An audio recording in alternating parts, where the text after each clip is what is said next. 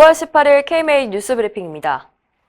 이태원 클럽발 신종 코로나 바이러스 확진자가 168명으로 늘었습니다.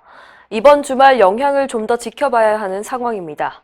방역당국은 17일 낮 12시 기준 이태원 클럽 누적 확진자가 168명이라고 밝혔는데요. 현 추세로 볼 때 급격한 확산으로 번지지 않고 통제 가능할 것이라고 전망했습니다. 다만 2차, 3차, 4차 감염이 늘고 있어서 국민들에게 개인 방역 수칙을 철저하게 준수해야 한다고 당부했습니다.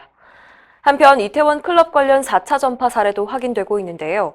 서울구치소 직원을 비롯해서 노래방에서 2차 감염된 사람의 직장 동료를 거쳐 그 가족이 감염된 사례까지 모두 2건입니다. 세계보건기구가 코로나19와 관련성이 의심되는 어린이 괴질에 전 세계가 관심을 가져달라고 당부했습니다. 테드로스 게브레예수스 WHO 사무총장은 15일 언론 브리핑에서 어린이 괴질은 온몸에 발진이 나면서 입술이 갈라지고 혀가 붓는 가와사키병과 증세가 비슷하다고 설명했는데요. 초기 보고들은 이것이 코로나와 관련이 있다고 가정한다고 말했습니다.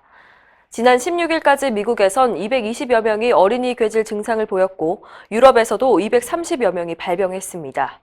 질병관리본부는 아직 국내 발생 사례는 없지만 상황을 예의주시하겠다는 입장입니다. 정부가 의료계와 상관없이 원격 의료와 공공의대 설립을 강행하자 의료계가 대책 마련에 나섰습니다. 최대집 회장은 15일 성명을 통해서 정부와 정치권의 졸속 정책 추진을 결사 반대하고 국가적 재난을 악용한 정부의 행위를 13만 의사의 이름으로 용납하지 않겠다고 강하게 밝혔습니다. 의협은 의료 시스템을 붕괴시키는 원격의료, 보건의료 정책을 악용하는 공공의대 설립에 반대 입장을 밝혔고 지난 16일 대의원의 운영위원회 회의를 통해서 대책 마련을 논의했습니다. 한편 535개 시민사회단체가 모인 코로나19 사회경제 위기 대응 시민사회 대책위원회는 원격의료가 대기업과 대형병원의 수건사업을 허용하는 재난자본주의고 환자의 안전을 보장하지 않는다고 비판했습니다. 정부가 공공의대 설립을 서두르는 것은 임기 만료를 앞둔 제20대 국회에서 마무리 짓기 위해서인데요. 전국광역시도의사회장협의회는 15일 성명을 통해서 국회에서 졸속으로 논의되는 공공의대 설립 법안을 즉각 중단하라고 목소리를 높였습니다. 시도의사회장단은 절대적인 수가 부족한 것이 아니라 수도권 인력 쏠림으로 인한 의료 격차 해소가 필요하다고 설명했고 오히려 인구 감소에 따른 의료 인력 과잉 현상이 생길 수 있다고 반박했습니다.